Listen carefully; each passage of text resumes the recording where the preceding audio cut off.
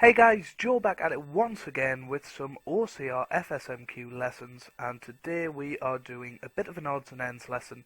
It's going to be the final lesson of the series. I will be going through every past paper of the OCR FSMQ on PowerPoint for you in the future, but them episodes will take a bit longer to come out because obviously it's a long process to create a PowerPoint adherent to an entire exam paper. But yeah, the learning objective for today is to talk about things that I haven't really talked about, but that you are expected to know. So it's little added bonuses to certain parts of the course. So the first bit was differentiation. Now, if you go way back in time, back to the calculus videos, I told you about this bit of maths known as differentiation, which is bring the power to the front, not one off the power, all of that. But I didn't talk about the proof of this. So differentiation using first principles. Now, I think I probably talked about this during the actual lesson itself, but I didn't actually go through it. But let's do that now. So consider your generic y equals x squared graph. So there we go. It took us ages to draw that. Very sad, I know. Well, there you go. Now let's think of a tangent at this point. So you would normally divide the x, put the x coordinate through, you know the drill if you know your tangents. So say I wanted the gradient of the tangent at that point. Let's go generic and call the x coordinate x, funnily enough. So doesn't that mean that the y coordinate is x squared? Because if this tells me what y equals, and if I square the x coordinate, that's what I get. And our x coordinate in this case is x, so the y coordinate will be x squared. So that point there is x squared. Now then, let's consider another point on the curve, that one there. So that distance there I'm going to call h. So the x coordinate will be x plus h, because if this is x, and that's a distance of h, then this here will just be x plus h. So doesn't that mean, again, that our y coordinate is x plus h all squared? Because if we put that back through here, we get the x coordinate squared, and the x coordinate is x plus h. So it's x plus h all squared. So that point there, up here, is x plus h, comma, x plus h squared. Now then, if we go way back, even further in with knowledge, we know, oh, hold on, oh, there we go. We know that to work out the gradient between 2 points, we want the gradient of the tangent, remember? So we work out the gradient between 2 points as being back take back over front take front, like that. So this is what I do. Now stay with us. Back take back, so it's going to be x plus h squared minus x squared, which is what I've got at the top here, over front take front, so it's going to be x plus h minus x. So when we expand, we get that. Square the first, square the second, twice the inner product, so it's x squared plus h squared plus 2xh minus x squared, all over x plus h minus x. As you can see, those x's are going to cancel there, and those x squareds are going to cancel there. So we're now left with that. H squared plus 2xh over h. Now what do you see common with them? I see a common factor of h.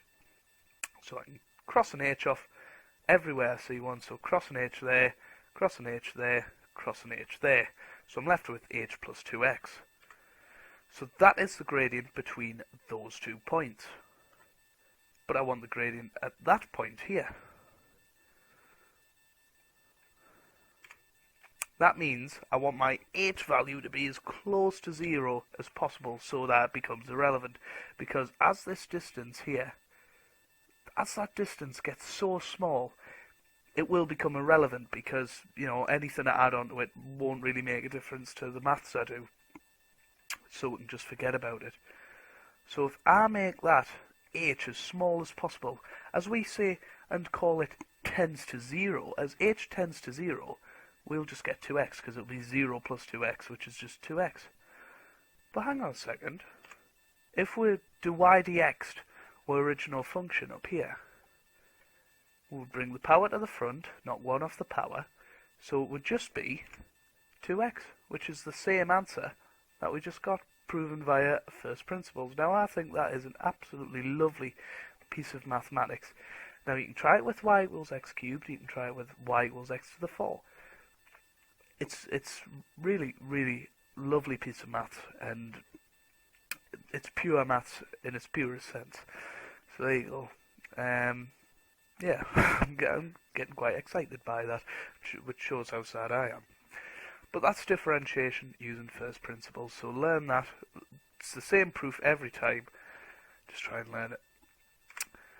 Right, algebraic fractions is the next part of this lesson. So simplify 18 over 24. Not going to insult your intelligence. That's 3/4. Simplify 2x plus 2. Well, I see a common factor of 2 on the top and a common factor of 3 on the bottom. So I can drag that out like that. And if I have like things on top and bottom, multiplying sense, I can cancel them as long as they're not part of a chain like plus 4 or something.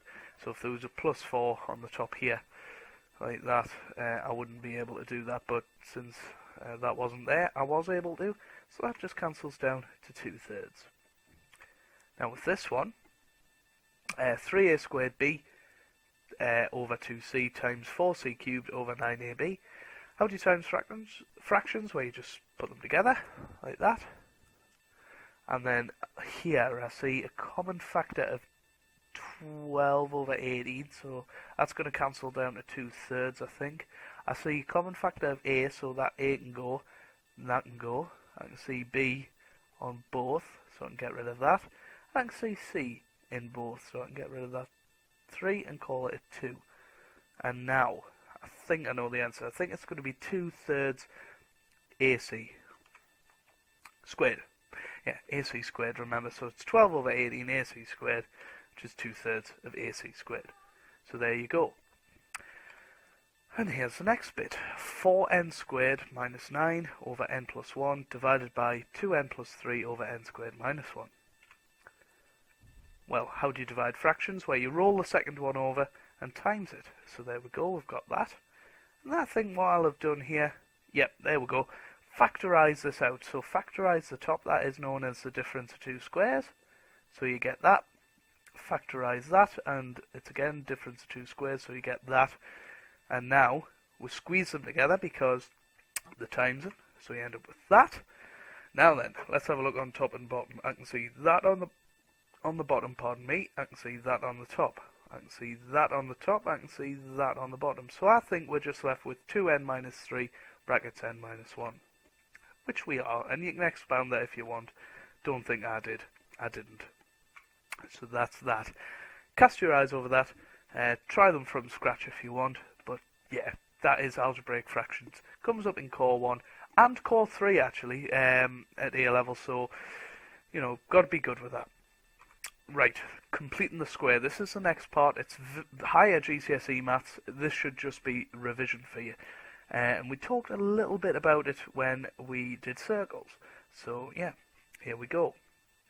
What you do is half the coefficient of x, and the coefficient of x is 8, so we'll half that and then square it, so it's x minus 4 all squared plus 3, because the plus 3 hasn't been touched yet.